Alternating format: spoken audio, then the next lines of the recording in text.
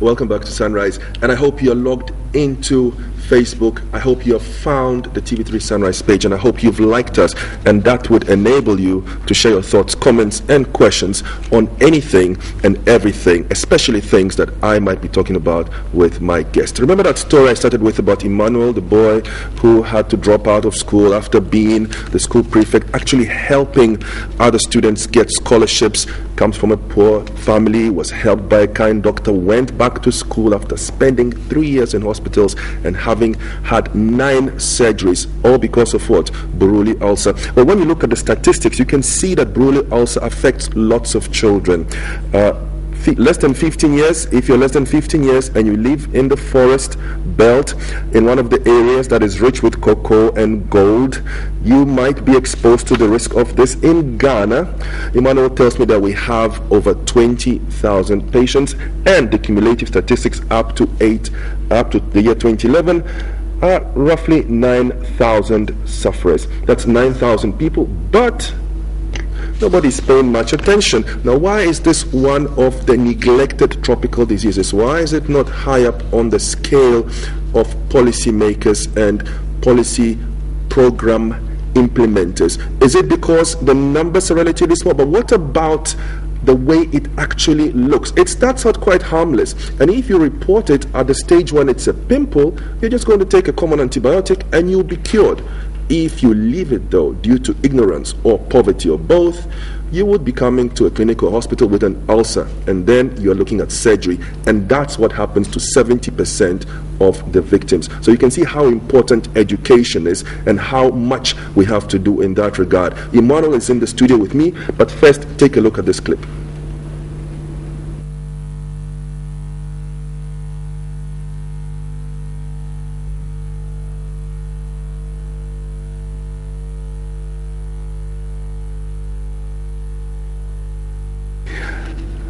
Yes, and that was a look, and that was a very, very mild picture. Emmanuel has got videos, and he's got books, and he's got amazing photographs of different stages of this really terrible looking illness when it gets to the advanced stages. But it's really hard to look at it. What we need to focus on is how to detect it at the early stages. So without much further ado, Emmanuel, good morning and welcome to Sunrise. Thank you very much. Thank you very much for coming. You came all the way from Kumasi. From Kumasi. Yeah. Wow, at a day's notice. You must really have a lot of heart for other people who have suffered in the way that you have. Exactly. Now, this is mind-boggling. I remember when news of this disease broke in the 90s. This was during the term of Rawlings's presidency. It shocked many Ghanaians, and many analysts even thought that it was a political thing, that the reason why these pictures of people suffering horribly were all over our news was to make the government of the day appear unpopular or ineffective when dealing with health problems. But it looks like the figures have been rising steadily. From 2005 we had 1,097, next year 1,010, then it dipped a little bit in 2008 to 986. In 2010 it was back up to 1,048. In 2011 it was around 1,000. Why? Thank you very much. I think the problem is that still people do not have knowledge about Buruli ulcer, even within the medical field. Even the doctors and the nurses? It's not every doctor I can tell you that who knows about Buruli ulcer. Wait, Emmanuel, what you're saying is that if you or I came to a community health center with a little nodule, like a pimple or a bump on our skin, the chances that the doctor or the nurse or the medical officer might not recognize it to be Buruli ulcer and misdiagnose it are high. Yes. Is that what you're saying? Yes and no, because it takes doctors who have taken training in Buruli ulcer to know Buruli ulcer, and until it is confirmed at a laboratory, it is still a suspected case. So it needs a lab test in each case? Sure. It needs a lab test. Sure. And I suppose that would put it out of the reach of many really poor people. Yes. Fortunately, Buruli ulcer treatment is free. The treatment is free. What about the diagnosis? The diagnoses are all free. Are also free. Sure. So what is the problem? The problem is that many people don't know the disease. Once again, it's ignorance. Sure, ignorance. And therefore, they don't know how it starts at the early stages. Sometimes some people mistake it as a normal boil It looks like a boil. Sure, the first category, that is the nodule stage. It looks like an ordinary boil. Sure. Does it feel like a boil? You can touch it. Does it hurt? It doesn't hurt. It doesn't hurt. Sure. So it's not exactly like a boil. It looks like a boil, but it doesn't feel like one. Sure. And it is not painful as well. It's not painful. Yes. So most people will not even take it to a doctor. Yes, this has been the problem because normally many people will access healthcare when they are in pain, and therefore if I see some kind of a nodule or any bump around my body and it's not painful, and remember it affects people basically living in rural communities and who are poor, and the person normally farming is their basic occupation. Why should I worry myself and go or travel to different places? Because access to healthcare also is a problem, and therefore they do not see the need to seek medical attention when they see some of these early stages of Buruli ulcer. But it will develop to extent that the whole of the area will swell to the extent that you cannot even contain it, and yet it will not be painful. Well, when it grows into an ulcer, it looks really, really, really painful and really, really, really disturbing. But I want to ask you this. Why do we have a disease which looks so bad as to even have political significations when it is published or brought to light, that is so easy to detect and that is so easy to cure? Why is it that neither the doctors nor the communities seem to be interested by themselves in educating themselves about it? I mean, once you've seen it once, you should learn about it, about how it is transmitted, for example. Could you tell me that? How is Buruli also contracted or transmitted? Thank you very much. This is the problem we have. Up to now, we do not know the mode of transmission of Buruli ulcer. We don't? We don't know. Nowhere in the world? Nowhere in the world. And research is still going on. And therefore, what we are advising is that we educate the community who are highly vulnerable to infection so that they are able to detect it at early stage and report for treatment, because we don't know the mode of transmission. Different scientists have come with different theories and suspicions. Some of them are saying that when you are living in some of these wet areas and your skin is being traumatized, being in an open wound or wherever, then there's a possibility of this Mycobacterium ulceram, which causes Buruli ulcer, enter into the body. It's a simple bacteria? Yes, it's a bacteria. It's called Mycobacterium ulceram. And this bacteria is in the family of those causing leprosy and tuberculosis. So the bacteria, the germs that cause Buruli ulcer are relatives. They're in the same family as the germs that cause leprosy and tuberculosis. Exactly. And that's why they are easily cured with antibiotics at the early stage. Yes. But we don't know exactly how they are transmitted. No. Whether it's through the air, through water, through food, through handshakes, contact. No. If you ask me how I got it, I can tell you. But it is established that body contact or whatever does not transmit. It's not contagious. It's not contagious. It's not contagious. So if someone has got Buruli ulcer and you touch them, you're not likely to get it. No. Even if the person is your spouse, you don't get it. I know that, as you said, and the literature says that in Ghana, treatment for Buruli ulcer is free, and diagnosis is also free. Now, should that not encourage people living in areas where it has happened to learn about it by themselves? Yes, the problem has been with people associating Buruli ulcer to superstition. Some people are of the view that Buruli ulcer is caused by witchcraft. Others also think it's a curse. Like in my case, when I was in school, people said, wow, this guy is too intelligent, and because maybe they don't want him to progress in life, they have used some kind of a spell on him or black magic, and therefore they don't want him to continue his education. So the suspicion that Buruli ulcer is spiritual is still within the people, and we need to demystify the fact that Buruli ulcer is not caused by any superstition, but it's just like any normal disease. So this has been the problem. The thing is spiritual, so why should I go to the hospital? And here again, the need for us to improve upon our education to communities where we think that we have Buruli ulcer, so that people can report at the early stages. It must also be in the interest of the government, because it's much cheaper and much more cost effective to deliver antibiotics to someone than to deliver 9 surgeries. You went through 9 surgical operations. Yes. I went through 9 surgical operations in Ghana and 1 in Abidjan.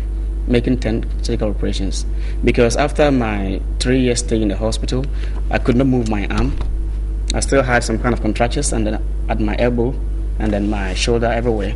So I met this doctor who took me to Cote d'Ivoire for a reconstructive surgery to release the tendons so that I can improve upon my movement.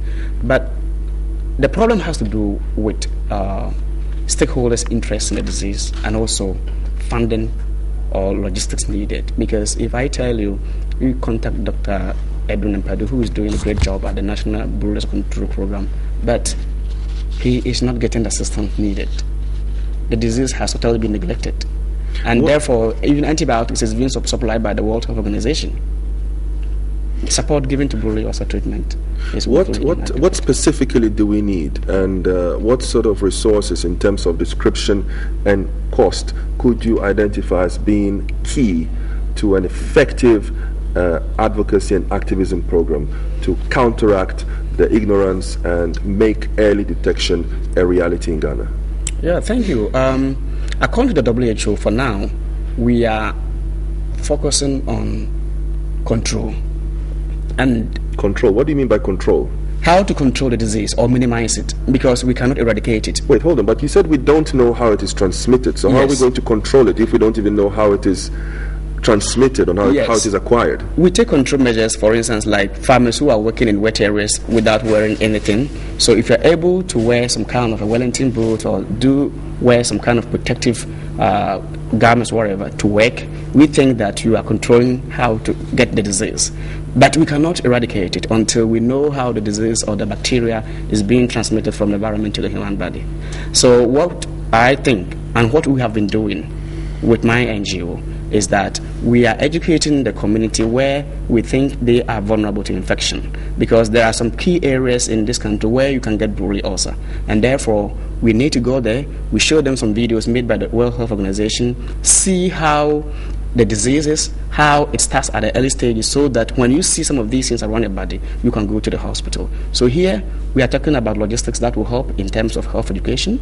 We need a lot of posters, which I think we need to get them all over to all the districts. We need some kind of logistics in terms of early treatment, like dressing materials. We need motorcycles for volunteers who would do the case searches at the community level. We also need to train the capacity of the health workers, because after you diagnose the disease, the health worker has to continue with the treatment, and therefore this person must be trained to know how to go about the treatment. So a lot of stuff. But now, looking at the statistics from the National Buruli Ulcer Control Program and the survey that you conducted in the 90s, in the late 90s, and just putting the figures together, I think we'll agree that we're looking at about 20,000 people. Yes, I think in 1999 the national survey had 6,000 cases, and if you look at the 2005-2011, the cumulative is almost 8,000, and that's about 14,000. And these are cases that were reported. So we are of the view that these are passive cases. So if we are able to get enough resources and do enough health education in all the endemic districts, and then do case search, the cases that will come out will be amazing. Okay, you keep talking about enough resources. We need resources. Can you quantify them in terms of cost? What would it take in terms of a budgetary allocation? If God were to grant you your prayer through the president, through the sector ministry, what would that be in Ghana cedis? Are we talking about 1 million cedis, 100,000 cedis? What would be a sufficient amount to address this effectively? Yeah. For my budget and what I've been working with, I know that to do effective health education, get enough volunteers to train them and motivate them in order for them to give their best, you need $100,000 in a district. $100,000 in each district? In one district. For 1 year? For 1 year. How many districts are we talking about here? We have 53 districts. 53 districts, okay. And these districts, from what I see, well, ironically, seem to be in the areas where we have a lot of our national wealth, gold and cocoa. Is that correct? Sure. Gold and cocoa. And then you said that there's also it also has something to do with water. Yes, the bacteria is suspected to be living in some aquatic insects and also in wet areas. For instance, swampy areas, muddy areas, and also, around dams, galamsey activities where they, take sands for buildings and other stuff. So when there is environmental disturbances, it contributes to some of these development of this Mycobacterium ulceron. Okay, Nana Awusu and Sir Hubert is posting to you. He says, Ima, may the good Lord be with you, and I want to know your number. I will help you. How much help have you received from people that you've met along the way, and how important is that to BUVA, the Buruli Ulcer Victims Aid Foundation, that you've started and that you currently run? Thank you. I think so far I've received not more than $15,000 all this while. So it's basically... Since 2009? Yes. I've not received more than $15,000. It's basically about self-commitment. I've dedicated my time, my everything to make sure that as a former patient, if I go to the communities to educate the people about the disease, I think it will make a greater impact. And I'm doing this together with the National Buruli Control Program, together with the Ghana Health Service. Now, it is a good bit of money, I'm looking at the figures here, and it's $5.3 million a year. Do you think we will be able to, find, locate, and allocate those kinds of resources to this particular need? Yes, because in terms of allocation, first and foremost, we need to procure the needed resources. For instance, I know the WHO had to pass through a lot of problems before getting funding for the drug trial that they're doing, because here again, the treatment for Buruli ulcer is rifampicin and streptomycin. If you're able to detect the disease at the early stage, you take this for 8 weeks and you may even avoid surgery. Now, because most of the victims are children, they fear injection and other stuff. So others have also developed the oral antibiotics, which we have just started the trial, and it wasn't easy even getting the funding for the antibiotics. So if we're able to get enough antibiotics, we get health workers trained, we improve upon the capacity of the health centers. For instance, where there's a need for surgery, we need some equipment, and of course beds, and also making sure that education is ongoing almost every day in every endemic community. Now, I've got a little illustration here. I'm going to hold up for the camera. Maybe you can zoom in on it. And it's got a map of Africa. And the countries where Buruli ulcer is confirmed as being endemic. Endemic means that it is there or here. It's actually here. It lives here. It's in our population, are marked in red on the map. And where it is suspected are marked in yellow. So you can see the map of Africa here. I'm holding it up, and you can see where in Africa Buruli ulcer is endemic, confirmed as being endemic. You can see it right there. That's a huge part, and you can see West Africa. It's all over West Africa. It's Ghana, it's right there, it's marked red. Where it is suspected is in yellow. And that tells me that, we can probably get some help from countries that are next door to us, like Benin, Cameroon, Cote d'Ivoire, Gabon, Guinea, Nigeria, Sudan, Togo, Uganda. Have you received any help from anyone in these countries, Emmanuel? No. Have you reached out to them? Have you thought about, let me see what our next door neighbors, what other people living in these areas are doing? Is there a union or some sort of communication going on between people like yourself in all these countries? Because you did mention the World Health Organization being interested. Would it not facilitate sort of a group effort? Yeah, it will. And as I said, it has to do with access to finance, because going around to some of these areas will require some kind of commitment. You cannot just sit down here and just get there. Someone has to help you in terms of your means of transport, how to accommodate yourself and get linked with all these people. And the opportunity I had was the one I had in 2008 when I was invited by the WHO through Dr. Kingsley Asedo, as you mentioned, to tell my story to the whole world. And there I made some contacts. But here again, globally, Ghana is second for Buruli ulcer, if you want to know. Globally, Ghana is second for Buruli ulcer, after Cote d'Ivoire. That's stunning. I wasn't ready for that. These are accurate statistics. Sure. We have the second highest incidence of Buruli ulcer in the world. Yes. After Cote d'Ivoire. Yes. Now, what do we have in common with the Cote d'Ivoire? We have cocoa and a little bit of gold. So once again, it's areas that have a certain water characteristic that possibly expose the residents to the risk of contracting this disease. Yeah. and you think that we need about $100,000 a district a year, looking at 53 districts, that's $5.3 million to effectively educate the population. Now, if we were to spend $5.3 million this year, do you think that we would cut down the risk of contracting this disease significantly? Absolutely. To what?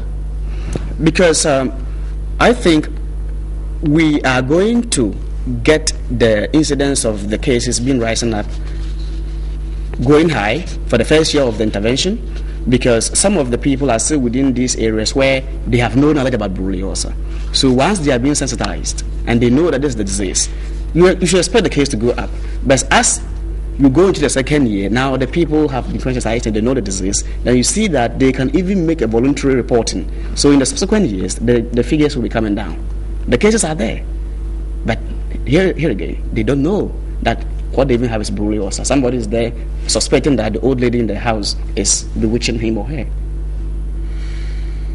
Reading, traveling, sports, music, and motivating. Now, these are some of the hobbies of Emmanuel Jackson Aguma. I've been speaking to him. He's been sharing his knowledge and experience when it comes to Buruli ulcer with me and with you. You want to get in touch with him? I'll tell you his phone number. You can call him directly, 054 027.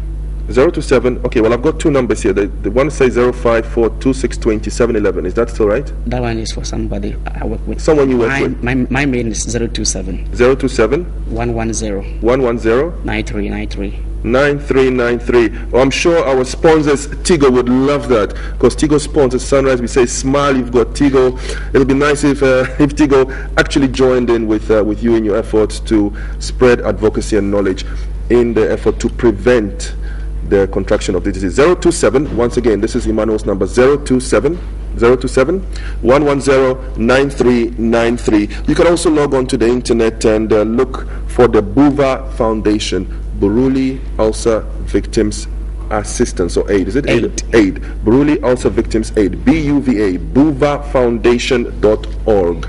That's the short for organization. www.buvafoundation.org, or call Emmanuel on 027, that's Tigo 110 9393.